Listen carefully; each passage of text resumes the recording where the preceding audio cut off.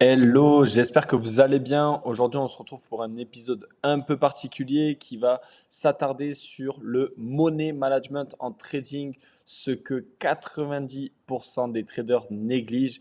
Et au final, ben, vous connaissez les chiffres, hein, 95% des personnes qui se lancent dans le trading échouent. Et voici l'une des principales raisons qu'on va pouvoir regarder ensemble pour cette fois-ci que toi, tu n'échoues pas. Le money management, c'est quoi? Mais déjà, on va voir ce que ça comprend quand tu ne l'utilises pas. Le money management, quand tu ne l'utilises pas, ça comprend beaucoup plus de risques.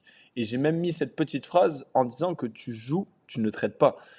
Il y a une différence entre contrôler le risque et donc du coup savoir qu'il y a un risque et l'utiliser en sa faveur et jouer avec le feu.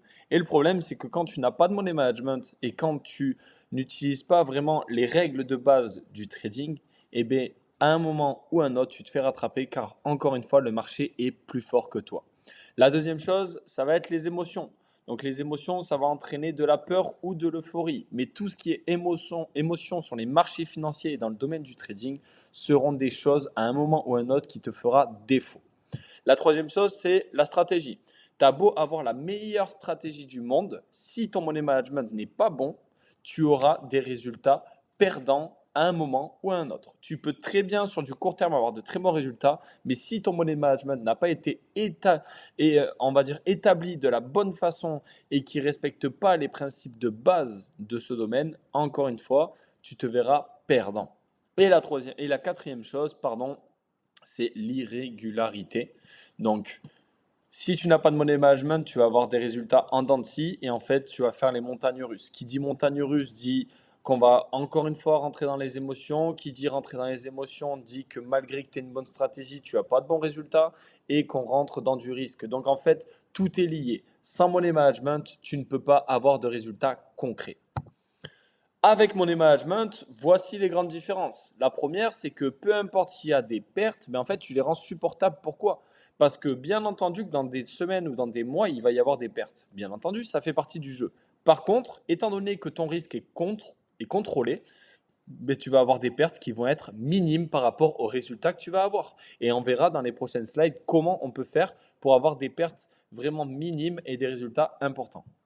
La deuxième chose, c'est les gains.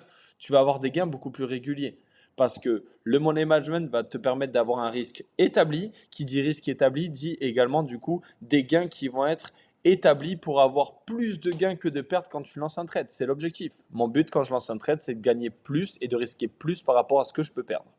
La troisième chose, c'est que du coup, on parle du risque et on parle surtout d'un risque maîtrisé. Bien entendu, le risque zéro n'existe pas, mais un risque maîtrisé et contrôlé, c'est possible avec des compétences et la bonne stratégie.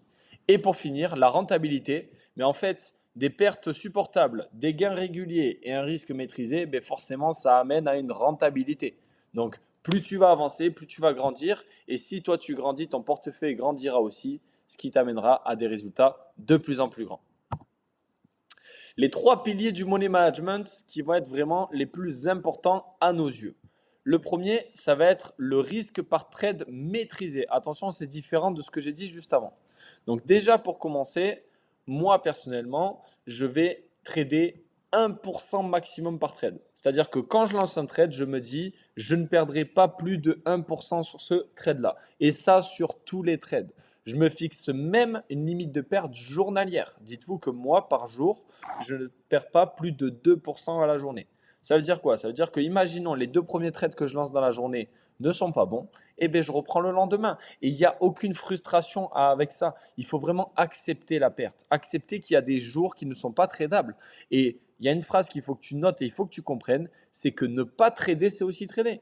Parce qu'il vaut mieux conserver son capital pendant les périodes difficiles et surfer sur les opportunités pendant les périodes faciles. La deuxième chose, c'est un ratio risque de 1 pour 2. Ça veut dire quoi? Ça veut dire qu'en fait, pour te donner un exemple, je risque 1 € pour en gagner 2. Ça veut dire que même si j'ai 2 trades perdants, si les 2 autres trades après sont gagnants, c'est-à-dire un 50% de réussite, eh bien, je suis en positif. C'est ça qui te permet d'avoir vraiment une bonne stratégie gagnante malgré un taux de, on va dire, de qualité de trade même inférieur à 80%. Et pour finir, la taille de lot selon ton SL. Donc ça, c'est très important de se dire qu'à chaque fois que je lance un trade, il faut que mon lot soit calculé en fonction de la paire que je suis en train de trader et en fonction de la taille du SL. Les SL seront jamais de la même taille, il n'y aura jamais le même nombre de pips et en plus de ça, les pips ne se calculent pas de la même façon en fonction de chaque paire de devises. Donc ce qu'il faut que tu te dises, c'est que le lot se calcule avant chaque trade pour éviter justement d'avoir soit un lot trop important et donc je vais perdre plus de 1%, soit d'avoir un lot trop faible et donc du coup de ne pas gagner assez. Maintenant, pour te donner un exemple pratique pour vraiment que tu te dises comment ça fonctionne. Imaginons, on part avec un capital de 1000 euros. Ok. Sur ces 1000 euros, je suis prêt à risquer 1%, ce qui fait 10 euros max par trade. D'accord. Je mets un SL de 20 pips, ce qui donne du coup 10 euros. Pourquoi? Parce que j'ai décidé de risquer 1% de mon capital. Donc du coup, les 20 pips vont me donner, donc c'est 10 euros de perte. Ces 10 euros de perte vont m'amener à un lot. Le lot qu'on a vu dans une précédente vidéo où j'ai expliqué réellement ce que ça comprenait et comment on le calculait. Donc 0,05, c'est le lot qu'on va utiliser par exemple sur une paire comme l'euro USD. Donc pour récapituler, je pars avec un capital de 1000 euros, je risque 1% de 1000 euros, donc ça fait 10 euros. Ces 10 euros sont équivalents à 20 pips et ces 20 pips m'amènent à un lot à 0,05. C'est-à-dire que c'est le lot et c'est ça qui va me permettre de savoir combien va me rapporter chaque pips. En gros, là, chaque pips va me rapporter 50 centimes. OK? Maintenant, nous, ce qu'on veut savoir, c'est ceci. En TP, si je mets 20 pips en perte, c'est-à-dire je suis prêt à perdre 20 pips, c'est-à-dire 10 euros, c'est-à-dire que si j'ai un ratio de 1 pour 2, c'est-à-dire qu'en TP, donc en zone de profit, je vais pouvoir mettre le double, donc 40. Donc je vais mettre 40 pips de TP, ce qui me donnerait 20 euros de gain et ce qui m'amène à un ratio de 1 pour 2. OK?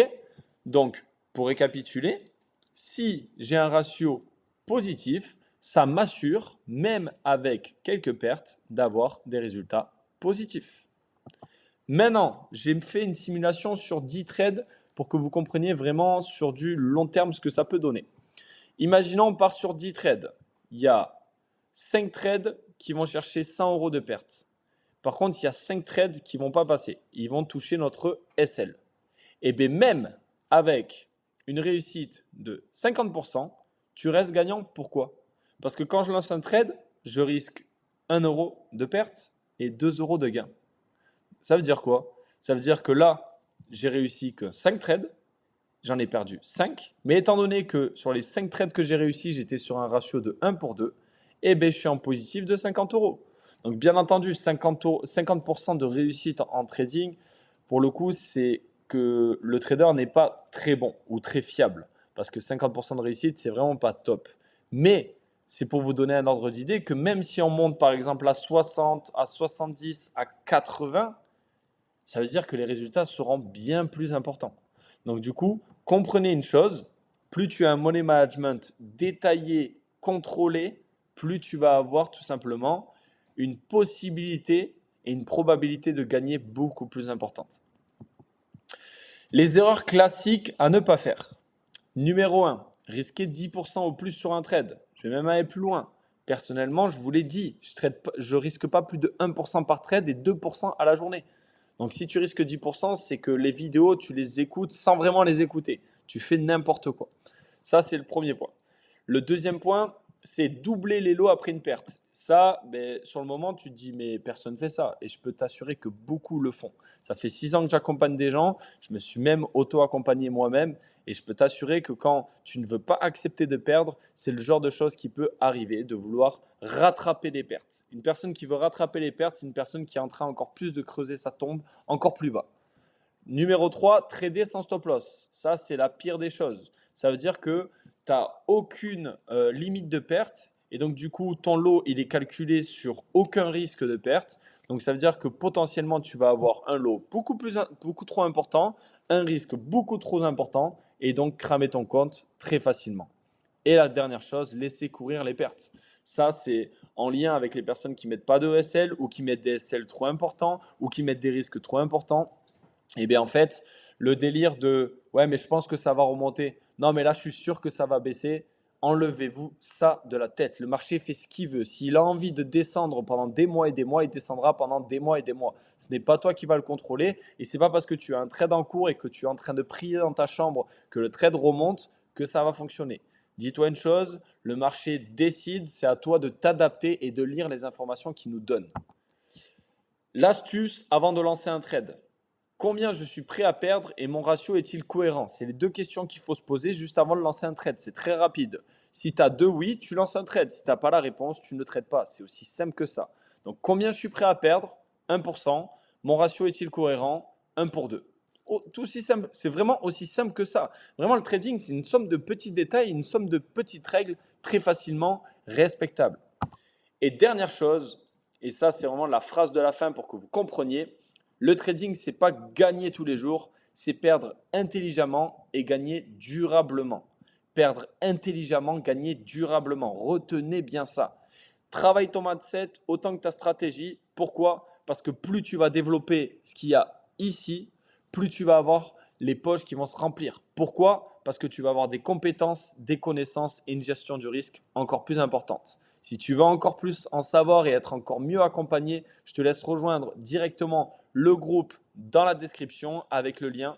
Et sinon, abonne-toi pour avoir accès aux prochaines vidéos. Je te dis à la prochaine et à la suite au prochain épisode. Salut!